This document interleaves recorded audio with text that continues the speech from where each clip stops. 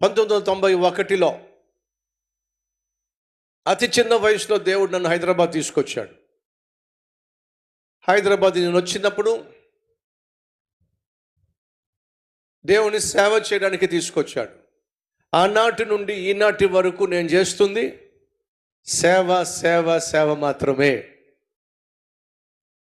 అతి చిన్న వయసులోనే జీవితాన్ని ప్రభువుకి అంకితం చేసి 18 సంవత్సరాల వయసులోనే వాక్యాన్ని పట్టుకొని బోధించడం ప్రారంభించి 21 సంవత్సరాల వయసులో కల్వరి పరిచర్యను ఆ చిన్న వయసులో స్టార్ట్ చేసి సుమారు 34-35 సంవత్సరాలుగా సేవ చేస్తూ వస్తున్నాను. ఈరోజు వరకు ఇతర మతాల జోలికి వెళ్ళడం కానీ, ఇతర మతాలను విమర్శించటం కానీ, ఇతర దేవుళ్ళను విమర్శించటం కానీ, ఆ మాటకు వస్తే ఇతర సేవకులను విమర్శించటం కానీ, ఈ 34-35 సంవత్సరాల వాక్య పరిచర్యలు ఎప్పుడు చేయలే. ఎందుకని? అది నా పని కానే కాదు. నా పని పరిశుద్ధ గ్రంథాన్ని బోధించటం మాత్రమే. ఈ పరిశుద్ధ గ్రంథంలో ఉన్న దేవుణ్ణి లోకానికి ప్రకటించటం మాత్రమే దేవుడు నాకు పనిచ్చాడు. ఇతరులను విమర్శించమని కానీ, ఇతరుల దేవుళ్ళతో పరిశుద్ధ గ్రంథంలో ఉన్న దేవుణ్ణి పోల్చమని కానీ, విభేదించమని కానీ, విమర్శించమని కానీ, లేక ఇతర సేవకులను విమర్శించమని కానీ, నిందించమని కానీ, ఈ పనికి మానిన పని దేవుడు నాకు పెట్టలా. బహు పరిశుద్ధమైన దేవుని గ్రంథంలో ఉన్న సత్యాన్ని బోధించమనే పని నాకు దేవుడు పెట్టాడు. కాబట్టి ఈరోజు ఈ సేవ ఇంతగా వర్ధిల్లింది, అంచెలంచెలుగా వర్ధిల్లుతూ ఉంది.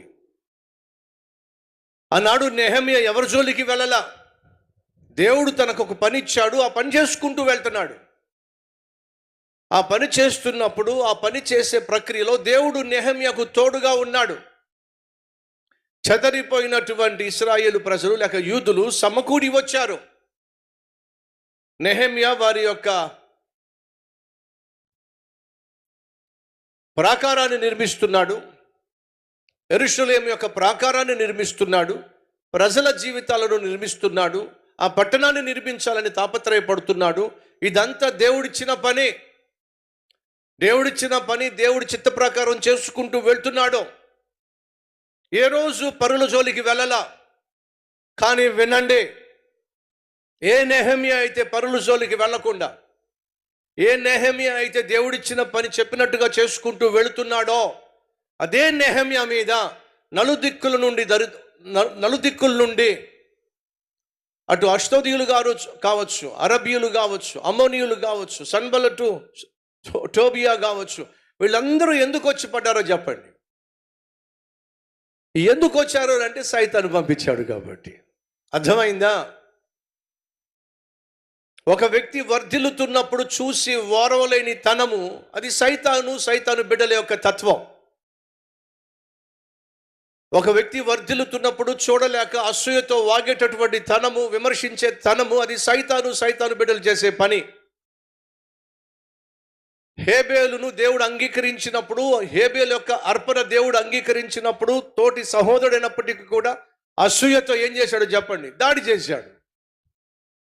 ఎంత అసూయతో నింపబడ్డాడో చెప్పండి. కాబట్టి సంగమా, ఈరోజు అసూయతో నిండిపోయిన వాళ్ళు, కయీను సంబంధులు, కయీను సంతానం వాళ్ళు చాలామంది సొసైటీలో తయారయ్యారు.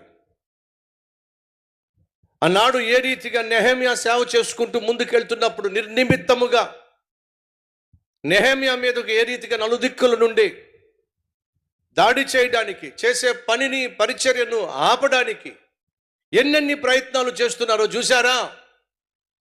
కానీ ఆనాడు నెహెమ్యా చేస్తున్న పని నెహెమ్యా ఆపలా. 52 రోజుల్లో మందిరం కడతాను అని దేవుడు చెప్పినప్పుడు ఎన్ని ఆటంకాలు వచ్చినాయో, ఎన్ని అభ్యంతరాలు వచ్చినాయో, ఎన్ని అవంతరాలు వచ్చినాయో. 52 రోజుల్లో ఈ మందిరాన్ని కట్టి తీరతాను అని చెప్పిన దేవుడు ఆనాడు కట్టి తీరాడో, అదే దేవుణ్ణి మనం ఈరోజు సేవిస్తున్నాం.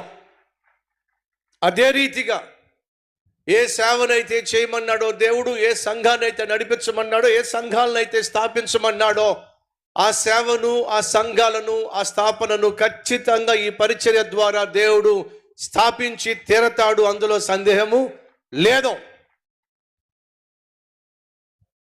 ఎందుకయ్యా అంటే మనం సేవిస్తున్న దేవుడు మనతో ఉన్నవాడో, మనలో ఉన్నవాడో, ఈ లోకంలో ఉన్నవాడి కంటే మనలో ఉన్నవాడు బహు గొప్పవాడు, బలవంతుడు. ఆ నమ్మకమే ఈ రోజు వరకు మన సేవను ఈ స్థాయికి తీసుకొచ్చింది. ఆనాడు ప్రజలు చేసింది ఏంటో తెలుసా? ఒకవైపు దేవుడిచ్చిన పనిని చేస్తూ, మరోవైపు సైతాను సంబంధులు విసురుతున్నటువంటి అగ్ని బాణములను ప్రార్థనతో ఎదుర్కొన్నారు.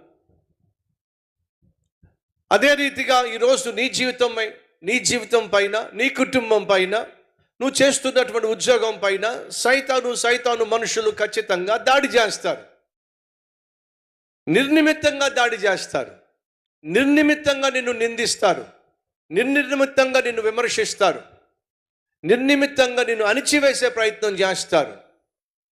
అది సైతాను యొక్క తత్వం, సైతాను చేతుల్లో ఉన్నటువంటి తొత్తుల తత్వం. దానికి నువ్వు భయపడాల్సిన అవసరం లేదు. ఎప్పటిదాకా తెలుసా? దేవుడు నీ పక్షాన ఉన్నాడో అనే సత్యము నువ్వు విశ్వసించినంత వరకు వేటికి కూడా నువ్వు భయపడాల్సిన అవసరంలా. దేవుడు ఏం చేశాడట?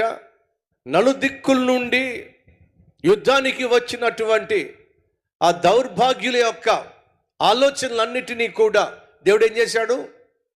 వ్యర్థం చేశాడు. సంగమా, విశ్వసించండి.